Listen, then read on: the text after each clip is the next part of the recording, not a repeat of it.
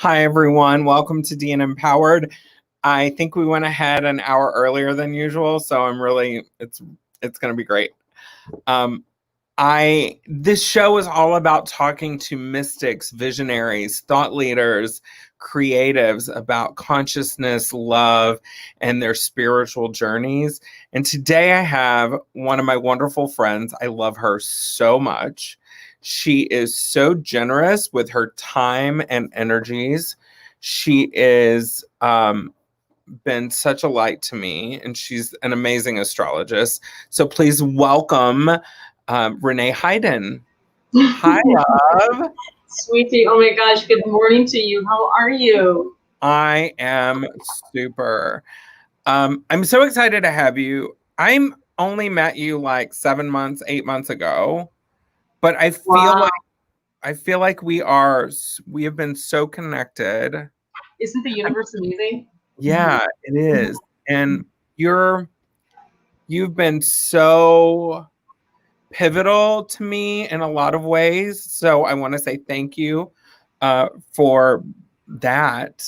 May And I reflect that back to you? So one of the things about these, cosmic intersections, everything that you just said, right here I felt.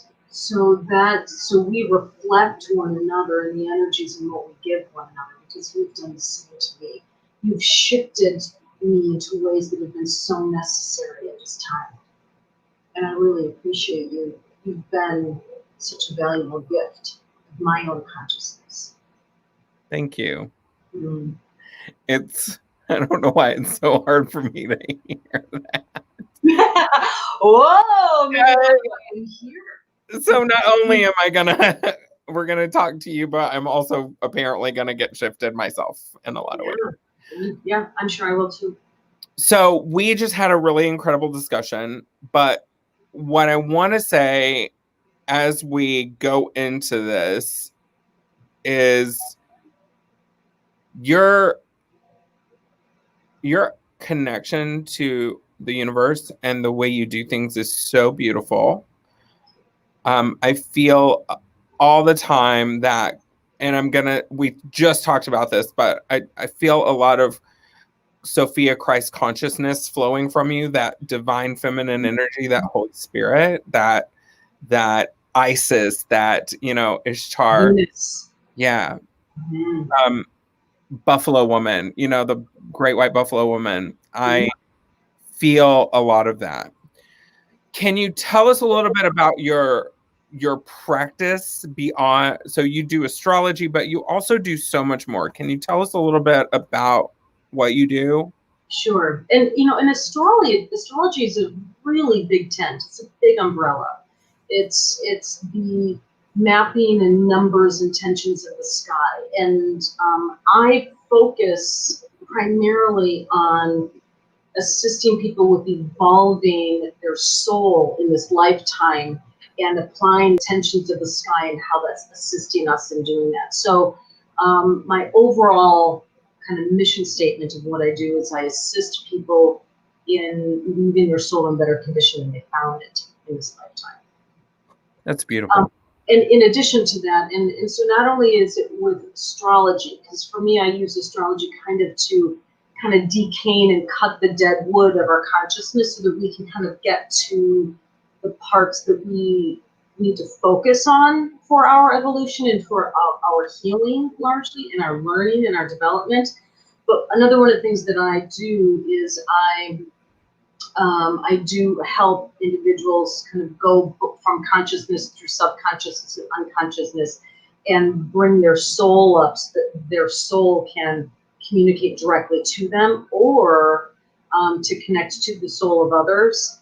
And now more and more I'm interfacing to the souls of ancestors to unhook themes of ancestral karma, which right now is, we're looking at, racial inequalities and social inequalities and our debt to globalization. That's a really big responsibility that we hold on this planet right now for us to unwind and to learn from our karmic charge that we brought in from a wide range.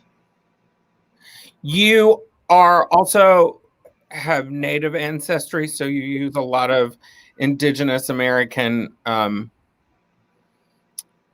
ritual and practice within your what you do? Well, so my mom is Black and Native American, so there's that piece. So I, raised by a brown mama, which is cool, but a brown mama that really didn't identify. So I spent a lot of time, my white parts kind of not liking my brown parts because my father was Eastern European. And so my mom kind of denied a lot of her own culture. So that's been a really interesting piece and learning opportunity for me, because all of us are here learning to love all of our parts. And so for me to have had really that opportunity to learn from. But yes, I do lean into native pieces, which allows my act. That's my primary interface to to the divine on the other side. It's really kind of my first entry point. But I don't dismiss my Black heritage, and I do not dismiss my European heritage, because all of it ultimately is Aboriginal at some point. So it just That's a very beautiful and good point.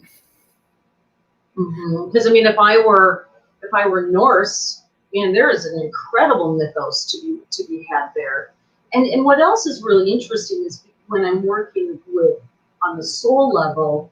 I mean, I can be working with someone a Jewish man from the Bronx, and he could be feeling and emerging as a native person from a past life, and so there's that dimensional field also that I must contend with, and that can be very confusing to the soul. So that's so that we're just bringing healing and consciousness and light into that paradigm too. I find that so interesting because we have talked about this before. My heritage is primarily Celtic, and there's a lot of deep Earth Mother, Celtic goddess kind of energy within me. But because I've had a long heritage of Christianity, and because I have worked with Christ on a level that I feel like a lot of, and not to dismiss Christianity, I believe that there's a lot of valuable people that are really connected to Christ and know Christ. There's just been a lot of dogma that has overtaken the spiritual path of Christ. So because of that, we talk about it, my spiritual ethos and my spiritual DNA tends to lean towards the archangels, Christ Sophia, Jesus the Christ, all of that. Because I've found a beautiful esoteric Christianity. Yes. And I'm finding a lot of power within that. So I find that interesting that even though I have this big Celtic piece, yes, I still have like my spiritual heritage is angelic and Christ consciousness. And you're giving the same kind of layers in the pages of that whole, and seeing that there's something more beautiful when you look at all of the sums of these parts and pages and petals of a flower. That that it isn't, we aren't just having our experience in separate silos. They really are. It is this cross-pollination of consciousness that we are really moving into as a society and as a species, that's so important right now. And your messaging of your own spirituality is such an important doorway for so many people to step through. And so this program, your teachings, your community, we need you more than ever before. And with your relationship, your intimate relationship with Jesus Christ from past and bringing that into the present, I can tell you he's so excited that you're doing this. In fact, we know this because we were with him not so long ago. Yeah. Right? Yeah, when we did our soul dive, he showed up for you. He did, in this powerful and beautiful way. Mm-hmm. So let's talk about that soul dive, because yeah. you talk about ancestral work. Well, that soul dive was done on the 20th anniversary of my father's passing. And I've had moments with him throughout my life. Like he knows when to insert himself and help. And he's so lovely about it. You're not kidding. He's still parenting you.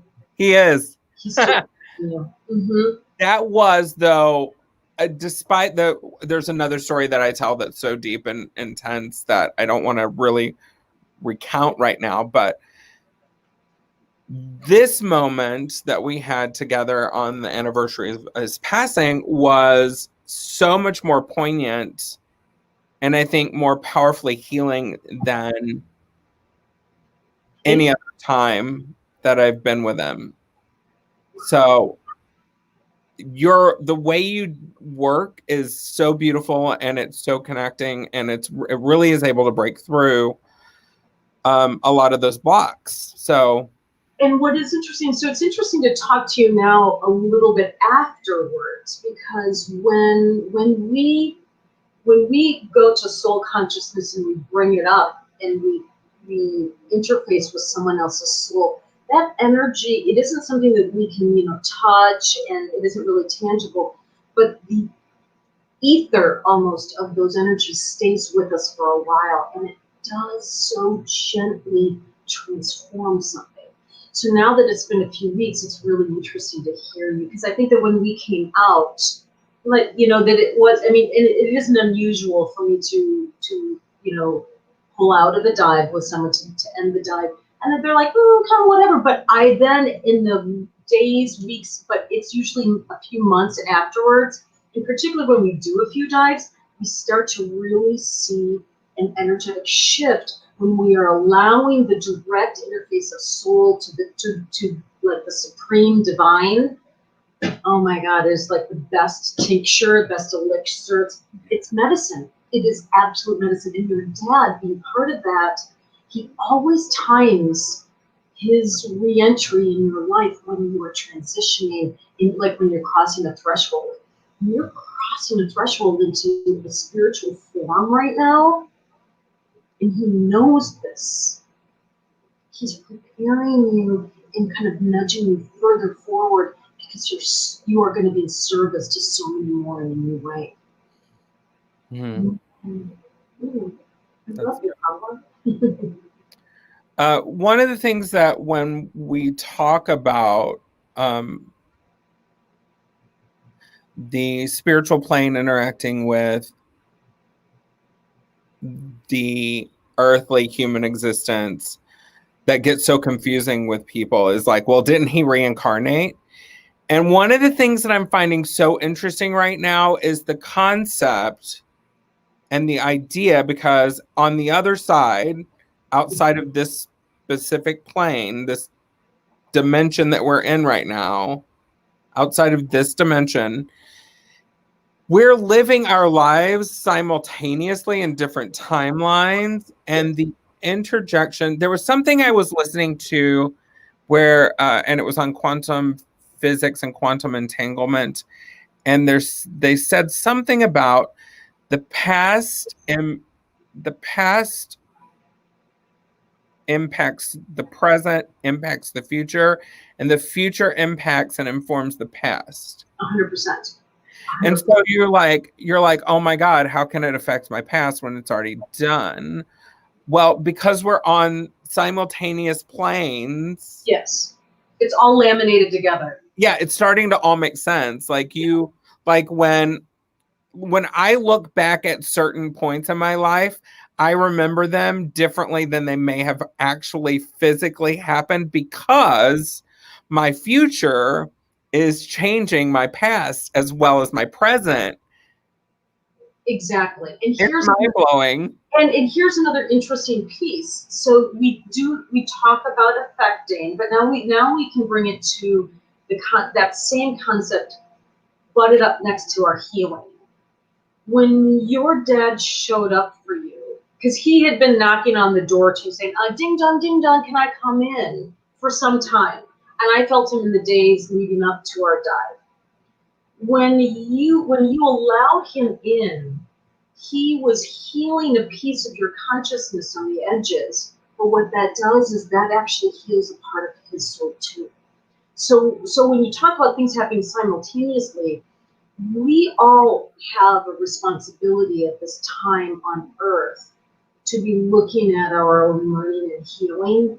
And whenever we go in and we're willing to do that, we are healing the dimensional plane too, because our ancestors, the people that have crossed, and our future forms, as we're talking about your wings, if you want to talk about that next, our future forms are all affected by the healing of our consciousness at this moment. So you not only helped heal him in ways that he couldn't when he was individuated here, you helped heal your ancestors, but you also helped form the intention of what your future is. So this moment is so valuable because it's so much larger than what we've been conditioned to think that it is, right? Yeah. Mm-hmm. So I recently, over the last few years, I guess I would say 2 years, I've been hearing a lot about Sophia Christ, the Sophia Christ consciousness. I was like, that just sounds weird. And it sounds beautiful coming from you. Tell me more. So what I'm learning is, so there are Gnostic scriptures that I'm really interested in right now, like Mary Magdalene, the Gospel according to Mary Magdalene, the Sophia, Pistis Sophia, so there are all these like Gnostic scriptures that none of us talk about because they didn't fit into the plan, or they didn't fit into the idea of what Christianity was moving towards. So they kind of believe them. I'm sorry? The masculine form? Yeah. And so Sophia Christ is the feminine embodiment of the Christ consciousness, which was so interesting to me. And I've come across this this channeler called Kaya Ra, and she's helping me put some pieces together. And so her book is called The Sophia Code, and I watched a program with her on it from the Conscious Life Expo, which, if anybody, I can't wait for COVID not to be a thing, so we can go to the back to the Conscious Life Expo in LA. It's so awesome. I went there when I was living in LA, and it was just really wonderful. So I can't wait to go. I'll go with you and be a part of it when we're able to do that live. So I was watching Gaia TV, and Kaya Ra was on there, and she did an angel wing activation. So I'm sitting here and I'm like, okay, this is my thing, because I grew up very fundamentalist. I have these resistances sometimes where I'm like, I don't, like when I went to the Conscious Life Expo, and I think it was 2009, 2010, I was in this workshop and this guy said some things and I was like, I don't know about that. And the thing that's so beautiful about this is you don't have to agree. Like you and I have, I think in our intention is in full agreement, but sometimes the way we talk about it doesn't really, we're not in agreement, right? But the full intention of it, I think, is yes, we're headed in the same direction. Yeah, like we don't necessarily articulate things or necessarily believe in things the same, but we definitely have that same intention, that movement forward. Okay. So anyway, so she's talking and I'm like, I don't know about this shit, right? And then I was like, okay, I'm gonna sit down and I'm gonna let it soak in. So she did this activation where you raise your angel wings, because we're all, some form of angelic beings because that's our human heritage is angelic. Oh, I love what you just said. That's so cool. Yes. So I'm sitting there and I'm activating my angel wings and I'm like, holy shit, I feel them. I like right now, I can feel them, my angel wings raise. Like I can feel the weight of them, and I can feel the energy of them shooting out of my back. And like I'm getting chills because like when you really tap into that angelicness and that divine of who we are, it's powerful and beautiful. And once again, chills. Like, so we were talking about that. And what I find really interesting is this, are you noticing that this process, exactly what you need, is being placed before you? This trust of your flow and the power of yes stepping in. Like at first, like I don't know, but like it's when you lean forward into the power of yes, you'll understand that in that flow, God, supreme, divine, is always giving you what you need. This is such an important arrow in your quiver for your pastorship, for your leadership, for your spiritual voice. And for you to, because what's going to happen is, including me sitting before you in this moment, the people that are going to come into your flow need this medicine. Mm. They need this medicine. So it was given to you divinely, supremely timed for now. Mm. And it's so important. And as we look at even the sky and what's going to be happening, this is such powerful medicine for so many. And the people that will receive it are the people who need it. If they trust, if they're conscious and trust and just allow. And so it's really, really, really beautiful. And if we would even take this notion of you feeling the wings and this expansion of your soul to include something beyond or typical conditioning that my shoulders end here, but now you're expanding into a fullness. Do you see that it's actually healing parts of your past life that you were sitting next to? It's actually healing your past life too, expanding that. And we talked about how you're forming the intention of the next life right here. Mm-hmm. There you are. The moment's so beautiful. It's beautiful. Mm-hmm. You're so incredible. So incredible. I think you should be a speaker at the Conscious Life Expo. So let's see if we can work you up to that. I would love that. I'll just like sweep it around. I'll like be your little assistant and like walk behind you with like stilettos, patent leather stilettos and a pink suit. Yes, Dina, what do you need, Dina? What do you need? Coffee, tea, two tea bags? Okay, I'll get it right for you, you know? Like I will totally like, it would be like so much fun. I mean, that's one of my dreams. Like even when I was there, like over a decade ago, I remember thinking, oh, I can't wait to speak here. So yeah. Let's form that. We'll work on that off program, but let's form that. Sure. We can do that. So let's talk about astrology. Let's talk about all that is happening right now. Yeah, there's lots. And where we're going. Right, I'm going to close my windows here real fast if you don't mind. I don't mind at all.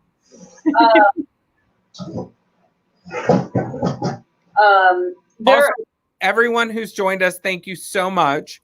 If you have any questions for Renee, please feel free to put them in the comments, and I will pop them up, and we will get answers. Thank you.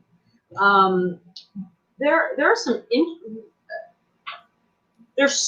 So typically, as an astrologer, I typically work one-on-one, but as I continue to evolve and my abilities expand, it's just undeniable that we are all having, not all having, but we are having a common experience. And that I can see patterns of people's experiences that are similar. And then knowing now what other people's natal, like my friends' natal charts, I can see how the sky is affecting certain people at certain times, and the energy and the light is happening in people's experience from day to day. But one of the things that's this year has been an incredible year. Astrologers have been looking at a particular conjunction that happened, I believe, in February. It relates to Trump, it relates to the pandemic, it relates to the economy, and it is Saturn and Pluto. And so Pluto is the energy of deep, usually painful, not usually, it's always painful, transformation, but it is one of the deepest clearings that leads to a full transformation. Saturn is the energy of kind of like the cookie cutter or the cage, the commitment, the commitment that we have to bring our soul into human form and to stay here in this experience. But it happened in Capricorn. And so that's why this transformation of our shackles within the Capricorn, which is kind of forms of society and our societal norms, we're seeing all of that break down right now. And we needed a catalyst to do that. And thank you, pandemic. Thank you, Corona, because it's breaking all of that down for us to move into, well, this conjunction happens every 38 years, Saturn and Pluto. For it to have happened in Capricorn, this hasn't happened for about 400 or 500 years. The last time this happened is when Martin Luther nailed his 95 thesis or 99, his thesis on the Roman Catholic Church wall. So you can see how when that happened, the church broke. We had religious freedoms, we had new ways of thinking. But so when this happened, we are going to anticipate a new way of seeing society, a new experience of consciousness. And like the conversation you and I are having are part of that. We're breaking that down. Your faith in the cross-pollination of your faiths is precisely what we're moving into. So so when we start to have these thoughts or these exposures to new philosophies and ideas, know that all of this is being brought in by the tensions of the sky and inviting us to expand into something that's new and fresh and purposeful and whole. Another interesting thing that's actually happening on Saturday. So interesting. That conjunction I was just referring to is moving us into Aquarius, which, thank goodness, Aquarius, which is going to lead us into equanimity, equality. We see it with the certainly all of the protests, the need for voice, the transformation of going from a male-dominated society to a feminization of society and norms. I don't like that word, but we're going to just use it for now.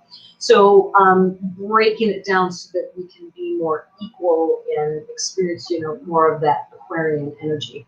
But here's a really interesting one that's going to assist each individual with that. On Saturday, we have a new retrograde, and we talked a little bit about this earlier, a beautiful retrograde of Uranus. Uranus is the planet of breakthroughs and enlightenment, innovation and invention, and it's awakening. There's also, Uranus is, it allows our rebel, it facilitates our rebellion in some forms. And so it's a wider energy, but it's in retrograde. So that means that it's slowing down, and it's kind of a little bit in opposition of that. But it's also happening in Taurus. So what's happening is that this expanded innovation, inventive newness is coming into us. And and Taurus is kind of the energy of our habits, our patterns, little stuckness, stubbornness. So this retrograde is that's going to last for, August, September, October, November, December, about 6 months, is asking us, if we bring awareness to it, to form new habits that are going to serve our future. So eating is a big piece. Our daily practice is another one. How we think about things. Can we be a little bit more flexible with our lover? Can we, how are we going to give space to someone else's ideas? It's like, so we're going to be breaking down some old habits within that really haven't served us to give us some innovation. And it's going to be probably a little confusing, potentially a little achy. And know if either of those are happening, that's precisely what's being invited for each and every one of us to shift into a healthier pattern. It's going to help with that conjunction that I was talking about earlier. We are being asked to form new habits and patterns and consciousness and perspectives on things in spaces that we've been stubborn. And I can't wait because I can think of a few places in myself that I'd like that to happen. So thank you, universe, for helping me with this. Yeah. We were just talking about this. There are several habits that I have that I've been trying to work on. Mhm. There's also the habit of conscious eating or mindful eating that I'm struggling with. I'm a vegan and I've gained weight because I'm a crap vegan. There we go. There we go. So there's this interesting thing going on inside of me.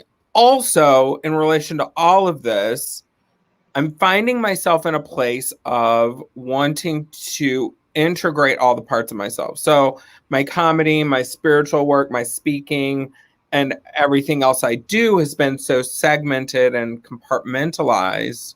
Okay. And I'm finding a desire to push them all together. Wow, that sounds innovative, doesn't it? It sounds It does. I mean, breakthrough and awakening and unification. unification, oneness. Oneness. This sounds really beautiful. Let's use this time to start to stitch that together for you. Is that something that you think is informed by the stars right now? Like, I feel like more people are wanting to have that unified, that oneness of purpose, not only with career, but all the different parts of themselves. Oh, there's no question. I mean, there's no question. I mean, we've well, first of all, I mean, we've denied because of society's norms that have really been around for centuries. We've been denied the wholeness of ourselves for a long time. So this is a time for insights to be looking in, to retrieve, and to bring out so that we can be whole. And so I could see how that process, and for myself too, I can identify with what you're sharing, that I'm retrieving and bringing out these parts of self, but they really are kind of siloed a little bit. And for us to unify them is a need. I don't know how. I think that's going to be an individual process for everyone. But I can see kind of like decaying some things too on the edges, finding where things are common themes, because it's kind of what we're doing with one another right now. Like if you think about what we're doing, like trying to find common themes of our own experience, how we've oppressed others with our consciousness and trying to rectify that. That's stitching us together with the distinctions, now the beautiful distinctions of one another. You're trying to do that with yourself. Yeah. Mm-hmm. Mm-hmm. I just found myself like I have Lady Loves Comedy, I have my spiritual work, I have my comedy, my professional speaking, I have all this stuff, but in sense, like what I do with Lady Loves Comedy is also what I do with Light of Love Fellowship and my DNM practice of building empowerment, both spiritually and like individually. So like Lady Loves Comedy is kind of like a little church, but it's like a church of comedy. Oh, I've met some of those disciples. Yes, that is very true. I have met some of those disciples. So it's like this interesting space of finding this connection and unification within all I do and who I am. And here's something that I'm just receiving right now. Trust. We don't have to know how to knit that together for ourselves.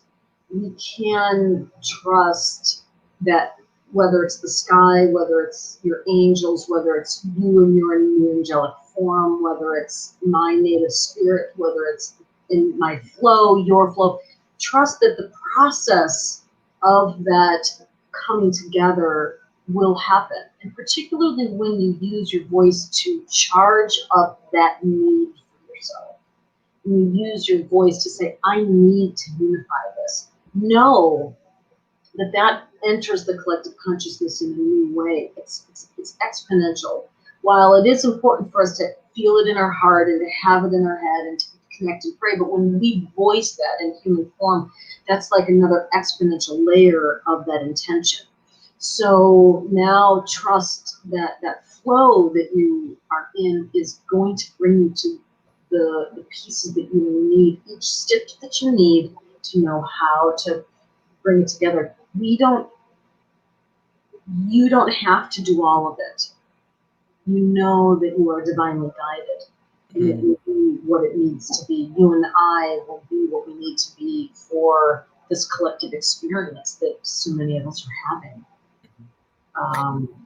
I think that the more we connect with our divine and focus on our own consciousness, that a lot of that comes easier. So there's that Paul in the Bible talks about being in step with the spirit. Like, you know, we are spirit when we're connected to the divine, when we're connected to spirit. Our next steps, we stop all those we stop focusing on all those unhealthy behaviors, and we find ourselves, you know, blessing someone instead of cursing someone when they cut us off in traffic. And it changes. Yes. It changes. Yeah. So now I'm going to be really nerdy and really geeky. What would the stars tell us about possible ET disclosure? ET disclosure? Maybe I'm. Okay, well, hang on one second. I want to verify where you're going with this because I might be able to help you with this. What do you mean by ET disclosure? Extraterrestrial intelligence. Yeah. I'm a nerd. I'm a total nerd. I was just that is a pattern of consciousness that's coming in with intention.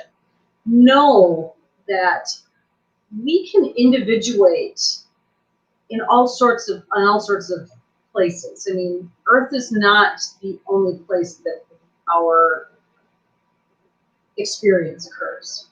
So, you know, extraterrestrial, I mean, you know, we had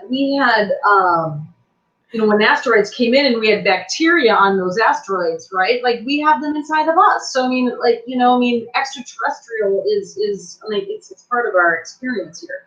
But you know, it's interesting. I was just I'm part of a native grandmother wisdom circle in with the Anishinaabe Korean Métis in Canada. So we get together and a respected tribal elder. She teaches women things, and they were talking about star people.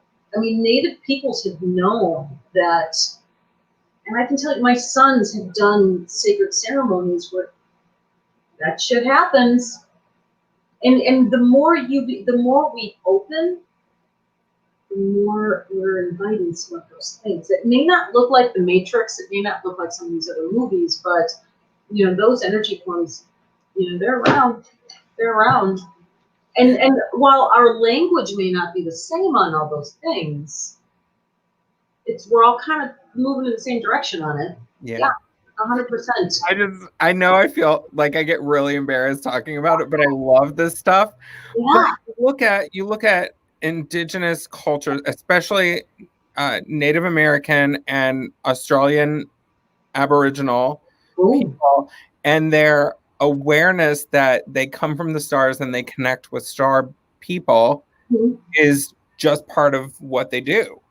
Did you see what Elon Musk said about the Egyptian pyramids and what the Egyptian government said to him? I did. Yeah, I'm like, well, but Elon kind of has a point a little bit, know. Yeah. So I mean, I spent a lot of time watching Ancient Aliens. So we don't know. I mean, there's the whole idea that more primitive beings of who we were before, how do they build pyramids like that so precisely? And here's another interesting thing. There is a growing body of evidence that the Brazilian rainforest, that basin, was cultivated. It was planted with intention. Interesting. And that the native Aboriginal peoples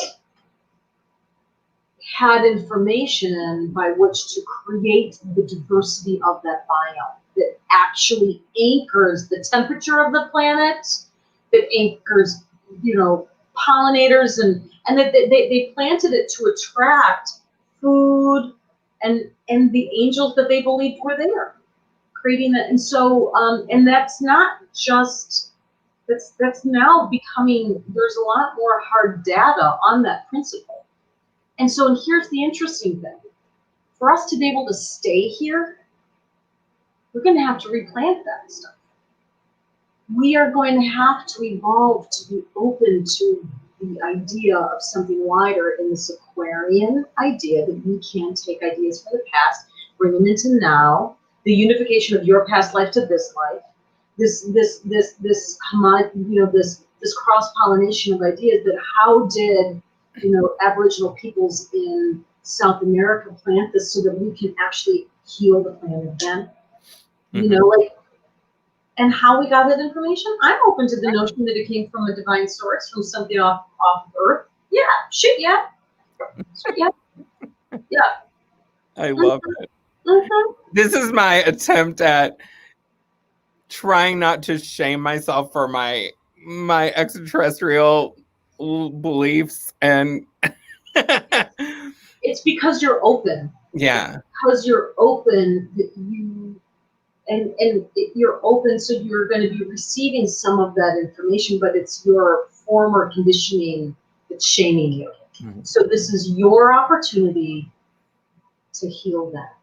So that not only in this moment you can heal that within you, knowing that it heals your dad, knowing that it heals your future. Yeah. Okay. So we've got about 26 minutes left. So if anybody has questions for Renee about astrology and what's happening, feel free to chime in the comments. I'll do my best. I don't know that I. And then in the ticker, in a few moments, there will be a way that you can contact her if you want to work with her with astrology or soul diving that she does. It's amazing. And right now during the pandemic, I am really here. I'm really here just to assist people, understanding that anytime I don't charge right now because it is really important to have as many people like Dina and like myself, and to expand, to bring people into their fuller capacity, because we all benefit. We all benefit. So if someone is questioning or seeking clarification or stuck, I just give, because I know that I receive more in the things that I value, which is not really money right now. You know what I mean? I really do value the energies that emerge in society when that happens. Mm-hmm. So please. I love that. That's so beautiful. So with so many people struggling right now I'm sorry, I'm sweating so much. Me too. Hot flashes. Yeah. With so many people struggling and scared, because this can be a very fearful time. I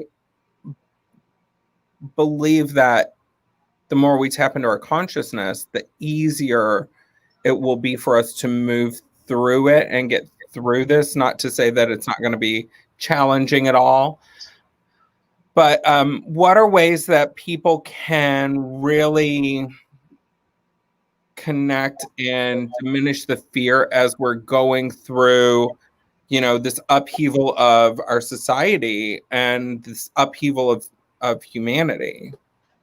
Yeah. Everyone's story and their role in this is unique. And, just 180, turning, because oftentimes our fear is coming from an external perspective, right? We're afraid of something on the outside. So if we 180 and we go in and we understand the source of that ache, naming, validating, and then just applying compassion of what that is for us. It not only just quells it, but gives an opening for wisdom to emerge in what that is that we are seeking, we are developing. It is not going to be immediate. But I think there was something that you were saying earlier about when you are in practice of things that it just becomes easier, that the more we really settle down into our ache, settle into our fear, just sink down in it, you'll notice that the first few moments it just does start to dissipate, and then you'll understand that if you can just learn to be compassionate to yourself in that. And oftentimes there's messages for us in that ache, but if we don't give ourselves the time to just understand what that's about, there's usually a tool for a future, usually. And just finding ways to turn that over into how we can. Usually when we turn that ache over, the underbelly is how we can be helpful to ourselves. It's arduous, it's exhausting, it's a process that never ends.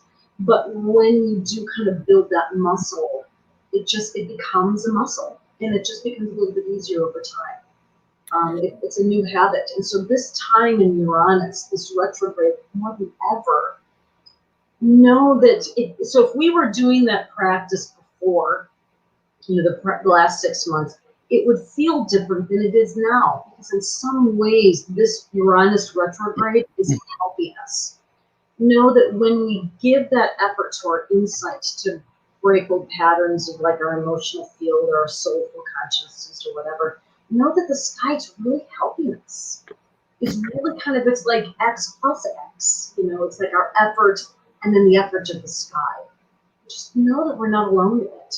And whether it's, whether it's Jesus or angels, or I see it as Uranus and I see it as Venus, however we identify that, just know that you're never alone in it. Everything's everything is impermanent, including that. There was something you said that was so poignant. There are messages within the ache. Oh my gosh. Always. Always. Always. And here's and how I find that in pain, any form of discomfort. I feel it, and I always ask myself, what is the opportunity in this and the purpose of my development? Because I know that every moment in my flow is an invitation of my opportunity to be more in the next moment. And most often it's in discomfort. Our happiness doesn't really develop us. It's the other things that do. I mean, yes, we have to have happiness and joy and all that stuff to be the counterbalance to the lower octave of our emotional experience, right? We have to balance that out. But it's really the heavier stuff. It's the lower octave of our emotional field that really is making us into a more durable form if we only allow it. Mm-hmm. In the society that you and I grew up in, we don't want to go there because we just really want to be happy. Well, that's the reason why, you know, we're not conditioned to endure. This is resilient, Yes. and wise. You can't do your job until you train. Yeah, right, right. So I've spent a lot of years training. So this is where I want to kind of talk about manifestation, because I have mixed feelings about the popularized understanding of what manifestation is. Me too. Um, because everybody's like, oh my God, I just want more money. Amen. I want more money. I want more money because I want more opportunity to accomplish my calling, my goals, my desires for not only me, but for other people around me. So essentially what I'm seeing with this messages are within the ache. Mm-hmm. And there's a lot of guilt of I'm not getting what I want because I'm not manifesting hard enough. I'm getting cancer because I manifested it and I can't manifest my healing. I'm in poverty because I'm manifesting poverty. Now, I'm going to say yes to all of that, but I'm also going to say that we manifest these hardships to train us so that we can get in alignment sooner. The more Say that one more time. Say that. we manifest these hardships so that it pushes us to getting in alignment with the divine and with who we are and our purpose. Yes. So we're so focused on getting money. That's what it is. And yes, amen. You know, universe, send me money.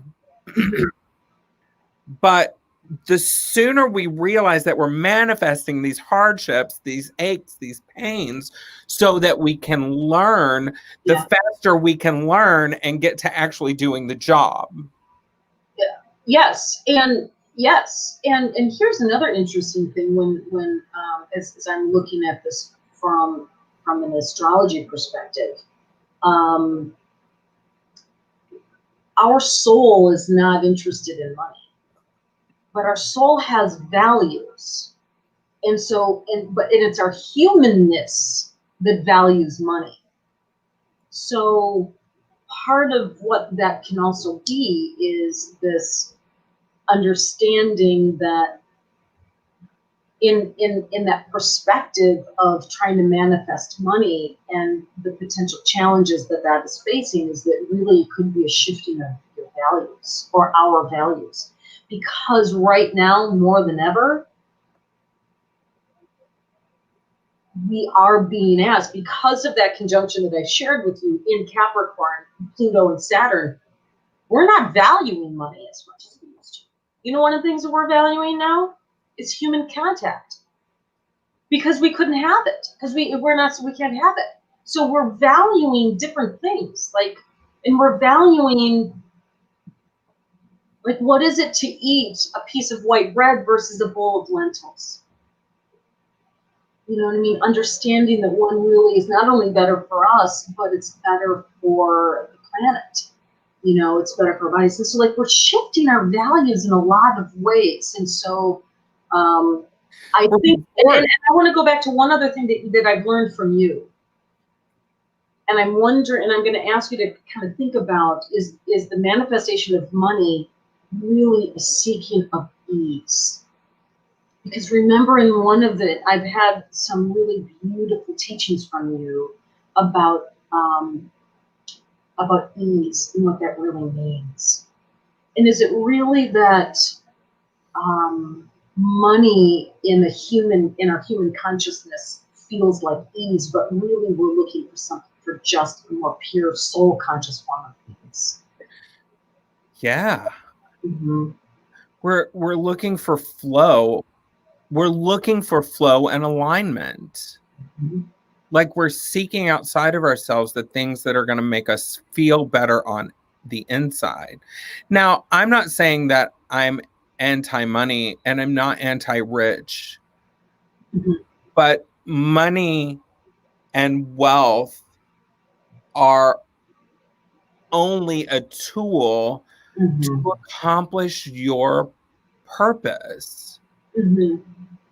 And currently in this economic system, in our cultural system, money is what we value because we need money to eat right now, which when we manifest money, we're manifesting the lack of everything else, right?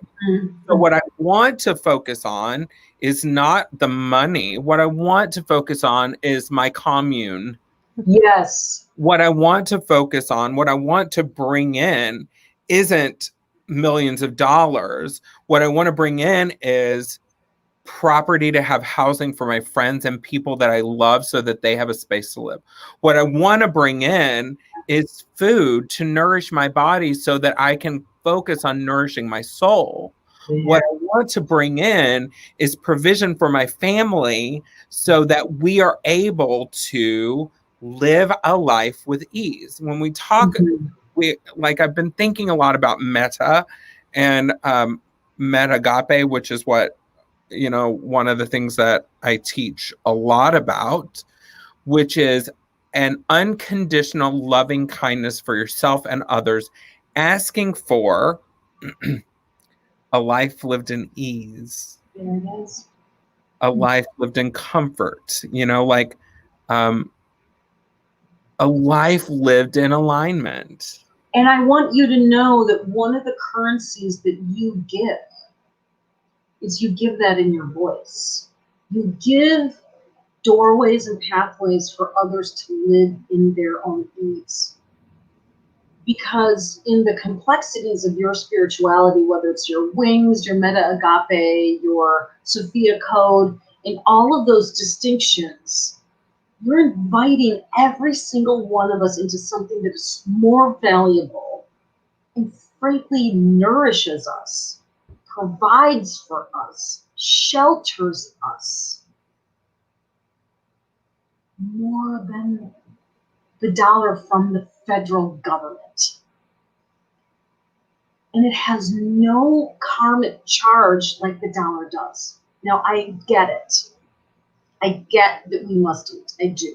But I want you to know that you're being invited into a currency of your voice and how you are really doing everything that money does for somebody, which is nourish us, shelters us, provides us love, connection, all of the things that we think that money will give us, but you give it in your wisdom. And so leaning into that as your currency that you're giving out and you're sharing, know that your piece of land in your tiny house, like in Seattle, looking at the ocean or wherever that is, like in a fjord, or maybe it's a little French chalet somewhere in St. Malo, Yeah. it comes to you. Yeah. You're nourishing us all. So one of the things that I'm brought back to is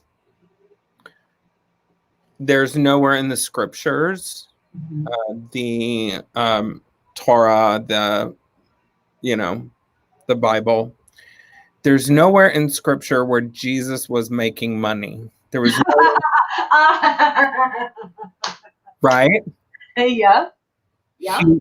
He was always taken care of because he was in alignment with the God, with Christ consciousness, with the consciousness of the divine. So, and it says in the Bible, if you are considered children of God, would you ask your father for a, I'm not, this is very paraphrased, but would you ask your father for bread and he would give you a snake? No. So we're living, as we start to move outside of the currency of money, as we start to move outside of that, and we get in alignment with the divine, and we focus on our connection to the divine, whatever you call it, Our needs are taken care of. Jesus took like 5 fishes and 5 loaves and fed hundreds of people because he is in alignment, and he asked the Father to bless it so that they can all be fed. I say we. My dog.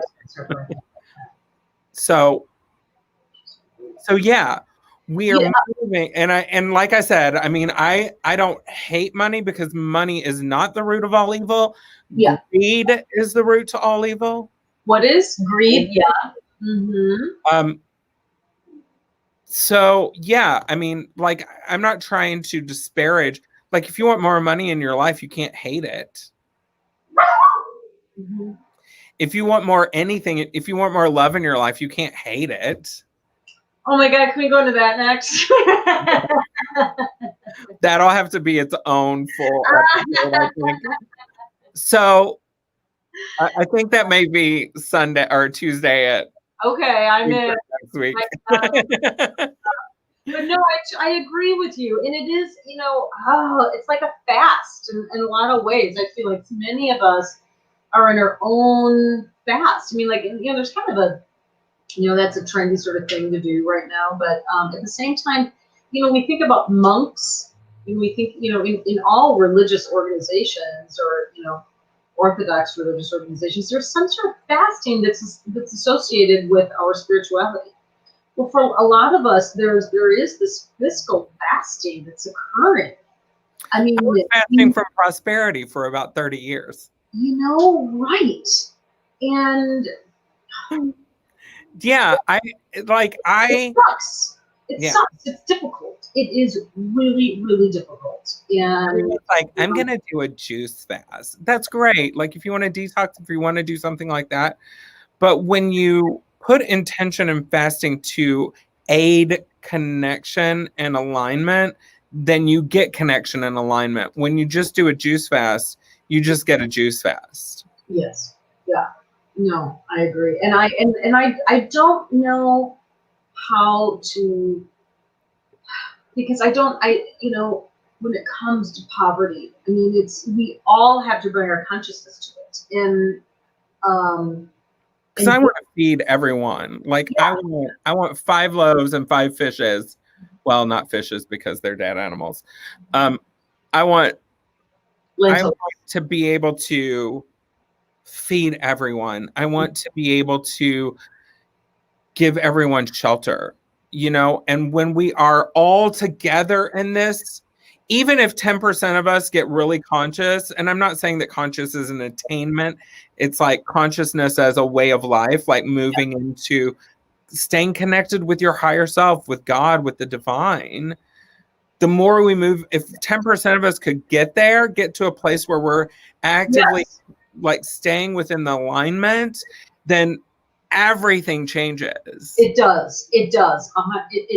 And I know that this is a very difficult time of transition and transformation, but we are moving into those economies that will be more conscious. That's how the Capricornian sort of aspects that's being broken down is moving into Aquarius. So different money forms, different value basing, different,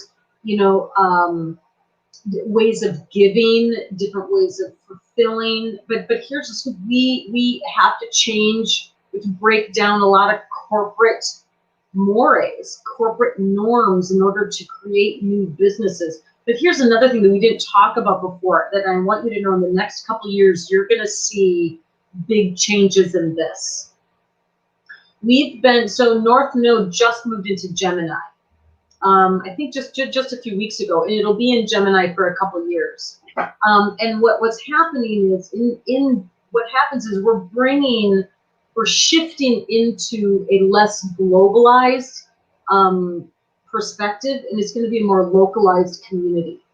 And so that's going to be a lot easier for us to give and for us to fulfill our needs, because you know what, when we're dealing with like Pizza Hut all around the world, that's just such a hard concept to be able to fulfill our needs. And so like these large globalized corporations, Well, what's going to happen in the next 2 years is we're going to be expanding our awareness and consciousness into localized communities, one-on-one even, and we're going to be unwinding a lot of karma in Sagittarius because our South Node is in Sagittarius. What that means is on a wider scale, on a global scale, we're going to have to rethink how we do a lot of those things. So multinational corporations, while they will still always exist, here's the scoop. Like things like what we saw in the news where BP is reducing its oil production by 40% and putting 40% of its money into renewables on a local level in local communities. So we're going to start to see some of those things shift. And when that happens, there will be people who can get their needs met. So know that the sky, the divine, all of that is really, when we have a need, it's going to be shifting in our favor. Like your soul is connected to that notion of what we need, and we are in alignment. So you know where we're moving into. So the next 2 years is going to be important. And for you with C Group and to unify, you are going to be playing a role in your community that's really, really big. Know that. And then it moves into Taurus 2 years later, which is going to help us heal the earth. So just know that there's some good stuff happens if we stay conscious, we stay in our work, we stay in our alignment, keep every moment, seeking the purpose of every moment in the opportunity of our development. If we work in that way, man, I got to tell you, we will get to that 10%. In fact, I think we'll exceed that 10%. Mm-hmm. And then that's beautiful. I have a lot of other things that I'm reading that are really interesting, so I don't want to get into that right now. If you want to work with Renee Hayden, you can email her at, where is it? That's not what I wanted. Sorry. Sorry, I've got so much. Her email is just down in the ticker, so you can ReneeHayden@gmail.com. You can reach out to her. If you are looking for conscious coaching, I am available for that as well. You can email me at dina@dinaninamartinez.com.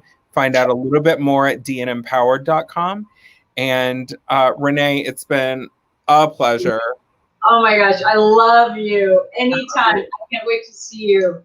And you can find out more about the church by going to Light of Love Fellowship and join us for C groups, which are small groups where we connect. All right. Thank you. Thank you. Thank you. We'll talk to you later. I'm getting there.